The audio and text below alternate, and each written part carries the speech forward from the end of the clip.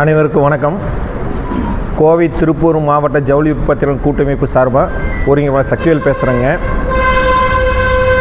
பார்த்திங்கன்னா கடந்த 30 நாளில் பார்த்திங்கன்னா அபரீதமான நூல் விலை உயர்வு காரணமாக எங்கள் ஜவுளித்தொழில் மிகவும் பாதிக்கப்பட்டிருக்கின்றது. இப்போ இந்த உலகளாவிய போர் நடக்கிற சூழ்நிலையில் பெரும்பகுதியான விசைத்தறியிலும் உற்பத்தியாகக்கூடிய துணிகள் ஆப்பிரிக்கா போன்ற நாடுகளில் ஏற்றுமதி ஆகிட்டு இருக்குது.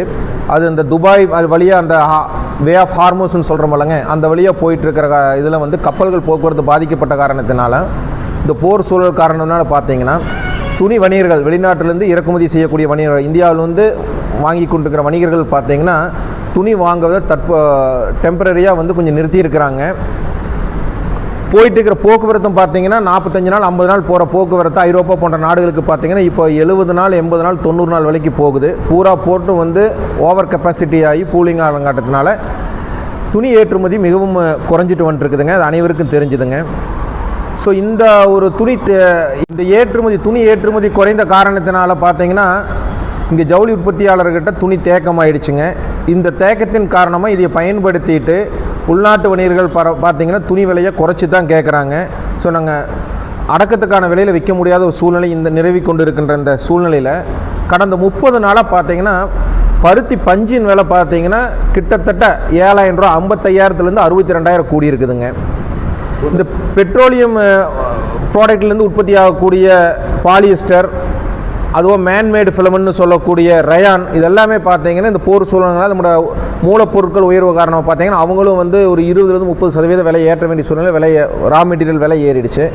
இதனால் நூலிலைகள் பார்த்தீங்கன்னா உதாரணத்துக்கு 40 ஸ்பின்னிங் நூல் எடுத்திங்கன்னா 235-40 ரூபாய்க்கு விற்றுட்டு இருந்த நூல் இன்றைக்கி வந்து 290-300 ரூபா வரைக்கும் விற்கிதுங்க. இவ்வளோ கடுமையான விலை ஏற்றங்கள் பார்த்தீங்கன்னா துணியில் வந்தனால இங்கே வச்சு பண்ண முடியலை. ஸோ அந்த பருத்தி வந்து சிசிஐ தான் வந்து இது கண்ட்ரோல் பண்ணிகிட்டு இருக்கிறாங்க. சிசிஐயோட உருவாக்கின மெயின் காரணமே வந்து பார்த்திங்கன்னா விவசாயத்துக்கு சப்போர்ட் பண்ணுறது. விவசாயிகளை சப்போர்ட் பண்ணி பஞ்சம் வாங்கியாச்சுங்க. இப்போ சீசன் முடிஞ்சுது. இந்த நேரத்தில் வந்து சிசிஐ வந்து ட்ரேடர்ஸ்க்கு கொடுத்துங்க. சிசிஐ விலையேற்றம் நீங்கள் சிசிஐயோட விற்பனையை டேட்டா எடுத்து பார்த்தீங்கன்னா மில் செஷன் தனியாக ட்ரேடர் செஷன் தனியாக ஒன்று இருக்குதுங்க. இந்த தடவை ட்ரேடர் செஷனுக்கு கொடுத்துங்க விலையேற்றத்தை சிசிஐ பண்ண ஒரே காரணத்தினால அவங்க ட்ரேடர்ஸும் ஒரு லாபம் வச்சு விற்கிறதில்ல பஞ்சு விலை கிட்டத்தட்ட 7,000 ரூபாய் ஆகி நூற்பாலைகள் அதுக்குண்டான விலைக்கு வர வேண்டிய சூழ்நிலை இது ஒரு பக்கம். இன்னொரு பக்கம் பார்த்தீங்கன்னா இந்த போர் சூழல்கள் காரணத்தினால வேறு சைனா போன்ற நாடுகளில் பிரேசிலேருந்து பஞ்சு இறக்குமதி வந்து உற்பத்தி பண்ணிகிட்டு இருந்தாங்க. அங்கே பண்ண முடியாத சூழ்நிலையில் நூல்கள் இந்தியாவிலேருந்து இப்போ ஏற்றுமதிக்கான வாய்ப்பு கிடச்சி சைனா இந்த வழியாக போயிட்டு இருக்கிறாங்க. ஹார்மோஸ்க்கு ஆப்போசிட் சைடில் போயிட்டு இருக்கிறாங்க. சைனாவுக்கு வந்து பார்த்தீங்கன்னா நூல் பூரா கொஞ்சம் ஏற்றுமதி ஆகுதுங்க. இந்த ஷார்ட் டேர்மில் ஒரு சின்ன ஒரு பற்றாக்குறை ஏற்பட்டது. இந்த பற்றாக்குறையை பயன்படுத்தி நூல் விலை வந்து பார்த்தீங்கன்னா 20-30% ஏற்றிங்க. ஆல்ரெடி கன்ஃபார்மான நூல்களுமே எங்களுக்கு கிடைக்க மாட்டேங்குது.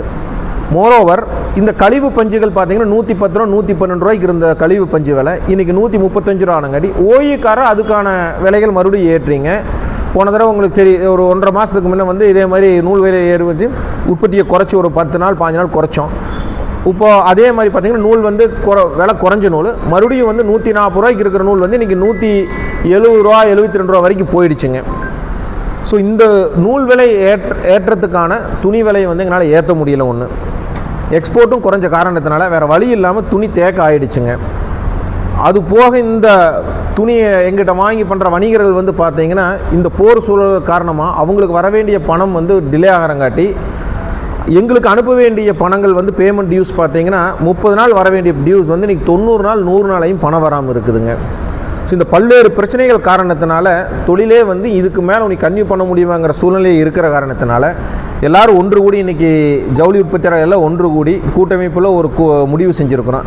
என்னென்னா போன 1.5 மாதத்துக்கு முன்னே அறிவித்த மாதிரி மீண்டும் 50% உற்பத்தியை வந்து குறைச்சி ஓட்டலான்ட்டு இருக்கிறோம். பெரும்பாலான டெக்ஸ்டைல்ஸ்கார் பார்த்தீங்கன்னா ஆல்ரெடி பார்த்தீங்கன்னா வாரத்தில் 2 நாள் 3 நாளைக்கு தான் வந்து ஜாப் ஒர்க்குக்கான பாவநூல் கொடுத்துட்ருக்குறோம். இது மீண்டும் வந்து இந்த மண்டேலிருந்து பார்த்தீங்கன்னா 50% உற்பத்தியை குறைச்சிங்க. எங்களோட துணி விலைக்கு அடுத்த விலை கிடைக்கும் வரை இதை தொடரலான்னு முடிவு பண்ணிக்கிறோம். ஒன்றா நூல் விலை எங்கள் இருக்கிற துணி விலைக்கு ஏற்ப குறையணும், இல்லையா துணி விலை உயரணும். இந்த ரெண்டும் சேராத பட்சத்தில் அது வரைக்கும் இந்த உற்பத்தி குறைப்பை தொடரலான்னு முடிவு பண்ணியிருக்கிறோங்க. நம்ம பகுதியில் பார்த்தீங்கன்னா சுமார் 2 மாவட்டத்தில் ஒரு நாளைக்கு 1 கோடி மீட்டருக்கு மேலே உற்பத்தி ஆகிட்டு இருக்குதுங்க. சரிங்களா? இப்போ நீங்கள் இந்த ஒரு மாத தேக்கத்துமே பார்த்தீங்கன்னா இன்றைக்கி ஓவரால் எல்லா பக்கம் எடுத்து பார்த்தீங்கன்னா கிட்டத்தட்ட ஒரு 200 கோடி ரூபாய் அளவுக்கு துணி தேக்கம் அடைஞ்சிருக்குது. இதில் நேர்முகமாக மறைமுகமாக பார்த்தீங்கன்னா 10 லட்சம் தொழிலாளர்கள் இதில் ஈடுபட்டிருக்கிறாங்க. ஸோ தொழிலாளர்கள் நலன் கருதி அவங்க பாதிக்கப்படக்கூடாங்கிற ஒரே காரணத்தினால உற்பத்தி 50% குறைக்கிறோம். இந்த உற்பத்தி குறைப்புங்கிறது சப்போர்ட் பண்ணுங்கிற நம்பிக்கையில் அனௌன்ஸ் பண்ணிக்கிறோங்க. இல்லை இது மறுபடியும் துணியோட விலை வீழ்ச்சி ஆரம்பித்து நூல் மறுபடியும் ஏறுச்சுன்னா இந்த 50% உற்பத்திங்கிறது ஒரு 2 வாரம் கழித்து முழுமையாக நிறுத்த வேண்டிய சூழ்நிலைக்கு தள்ளப்படலாம். ஸோ இதை கருத்தில் கொண்டு இமீடியட்டாக அரசாங்கம் நடவடிக்கை எடுங்க. பட் எலெக்ஷன் சூழ்நிலையிலங்காட்டி எந்த அரசாங்கம் இதில் செய்யக்கூடிய சூழ்நிலை இப்போ இல்லைங்க. ஆனால் மத்திய அரசை நான் கேட்டுக்கிறது உடனடியாக பஞ்சுக்கான இறக்குமதி வரி 11% எடுத்துடணும். இதை செஞ்சால் மட்டும்தான் இப்போதைக்கான உடனடி தீர்வு கிடைக்கும். பார்த்தீங்கன்னா இப்போ இந்த பாலிஸ்டருக்கு இந்த கெமிக்கல்ஸ் ப்ராசஸிங் கெமிக்கல்ஸ் எல்லாம் டையிங்கெல்லாம் விலை ஏறினதுக்கு ஒரு வாரத்துக்கு முன்னே எடுத்து விட்டுட்டாங்க. அதேமாதிரி இந்த ரெப்ரசன்டேஷன் கொடுத்துருக்குறோம், மீண்டும் இந்த வாரத்தில் சந்திக்க போகிறோங்க. ஸோ எடுத்துடுவாங்கிற நம்பிக்கை இருக்குது. ஏன்னா இப்போ இது மாதிரி சூழ்நிலையில் ஒவ்வொரு இடத்துலையும் சப்போர்ட் பண்ணிட்டு தான் இருக்கிறாங்க. மத்திய அரசும் சரி மாநில அரசும் சரி கண்டிப்பாக இந்த தடவை பண்ணணும்னு எதிர்பார்த்துருக்குறோங்க. நாங்கள் இப்போ டேக்ஸ் என்ன லாஸ் ஆகுதுங்க கவர்மெண்ட்டுக்கு? எதுங்க கவர்மெண்ட்டுக்கு என்ன டேக்ஸ் லாஸ் ஆகுது? இல்லை 50% உற்பத்தி இழப்புன்னு சொல்ல போனால் அதுக்கு உங்களுக்கு வர ஜிஎஸ்டி வருவாய் இந்த ஒரு மாதத்துக்கு 50% குறையும் உங்களுக்குங்க. ஒரு நாளைக்குன்னா டேக்ஸ் வருவாயில் சொல்கிறீங்களா? இல்லை நீங்கள் கணக்கு போட்டுங்க. ஒரு நாளைக்கு 1 கோடி துணி உற்பத்திங்க, 50 லட்சம் துணி ஆகும். ஒரு மீட்டருக்கு சராசரி 50 லட்சம் ரூபா 50 ரூபாய்ங்க. 50 ரூபாய்னா கிட்டத்தட்ட 50 லட்சம் மீட்டருக்கு பார்த்தீங்கன்னா 250 கோடி ரூபா ஒரு நாளைக்கு. 250 கோடிக்கு உண்டான 5% டேக்ஸ் இழப்பு ஏற்படுங்க. அரசுக்கு வலியுறுத்திட்டு இருக்கிறேங்க. ஆல்ரெடி நாங்கள் டேட்டாவை அனுப்பிச்சுருக்குறோம். மீண்டும் இந்த வாரத்தில் சந்திக்கிறதுக்கான முயற்சிகள் பண்ணிகிட்டு இருக்கிறோங்க. கண்டிப்பாக செய்கிறோங்க. ஸோ உடனடி தீர்வு நாங்கள் உற்பத்தியை குறைச்சாகணுங்க. ஸோ எல்லா அமைப்பில் இருக்கிற இங்கே 2 மாவட்டத்தில் இருக்கிற மெம்பர்ஸ் எல்லாம் ஒன்று சேர்ந்து இன்றைக்கி முடிவு பண்ணிக்கிறோம் உற்பத்தி குறைக்கும். ஜவுளி உற்பத்தியாளர்கள் கணக்கு எடுத்தீங்கன்னா கிட்டத்தட்ட பார்த்தீங்கன்னா சிறு குறு ஜவுளி உற்பத்தியாளர்கள் பெருங்க உற்பத்தியாளர்கள் பார்த்தீங்கன்னா ஒரு 350-400 பேர் இருக்கிறோமுங்க. சரிங்க. மில்லெல்லாம் எத்தனை மில்லு நீங்கள் மில் அசோசியேஷனில் தான் அது கேட்கணும். கிட்டத்தட்ட மில்லு பகுதி பார்த்தீங்கன்னா ஆந்திராலேருந்து எடுக்கிறோம், தமிழ்நாட்டிலேருந்து எடுக்கிறோம். தமிழ்நாட்டிலையும் மட்டும் கிட்டத்தட்ட ஒரு 200 மில்லு கிட்டத்தட்ட இருக்குங்க. 200-300 மில்லு இருக்கும் நம்ம பகுதியில். இப்போ இந்த பகுதி பார்த்தீங்கன்னா இந்த விசைத்தறி இந்த ஜவுளி தான் வாழ்வாதாரம். ஆமாங்க. மறுபடியும் குறைக்கும் போது வேலை இழப்பு நிறைய பாதிக்கும். இல்லை வேலை இழப்பு தொழிலாளர்களை பாதிக்கக்கூடாதுங்கிற ஒரே காரணத்துக்காக தான் 50% உற்பத்திக்கு சொல்லிக்கிறோங்க. எலெக்ஷன் வரங்காட்டி தொழிலாளர்கள் கொஞ்சம் எங்களுக்கு பற்றாக்குறை ஆகிடுச்சு. இல்லை எலெக்ஷன் வேலைக்கு போயிட்டாங்க. தொழிலாளர் பற்றாக்குறையில் இப்போ நிலவிட்டு இருக்குதுங்க. இந்த ஷார்ட்டேஜை பயன்படுத்தி ஸ்பின்னிங் மில்லுக்காரருக்கு ஏறிக்குது இல்லைனாலும் சொல்ல கிடையாது. அவங்களுக்கு பஞ்சு விலை ஏறிக்குது. ஆனால் அபரீதமாக ஏற்றி சொல்கிறது கொஞ்சம் ஏற்றுக்கொள்ளப்படாது. ஸோ அரசு பஞ்சு விலையை குறைக்கிறக்க வழி என்ன பார்த்தீங்கன்னா இம்போர்ட் டியூட்டி எடுக்கணும். 1. 2வது நூல் ஏற்றுமதியை தற்காலிகமாக ரேஷனைஸ் பண்ணணும். நாங்கள் சுத்தமாக முற்றிலுமாக நிறுத்துன்னு சொல்ல கிடையாது. இங்கே உள்நாட்டு தேவை போக மீதி ஏற்றுமதிக்கான லைசன்ஸ் கொடுக்கணும்னு தான் நாங்கள் கேட்டுக்கிறோம். பேச்சுவார்த்தை நடத்திருக்கீங்களா? நாங்கள் ஸ்பின்னிங் மில்லுக்காரர்கிட்ட கேட்டிருக்கிறோம். அவங்க பற்றாக்குறை இருக்கிறங்காட்டி பஞ்சு விலை ஏறணுங்காட்டி தான் அவங்க சொல்கிறாங்க.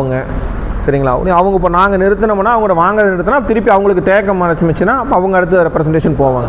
முன் வந்தாலும் உங்கள் இருக்கிற பேச்சுவார்த்தை தான் நடத்த முடியும்.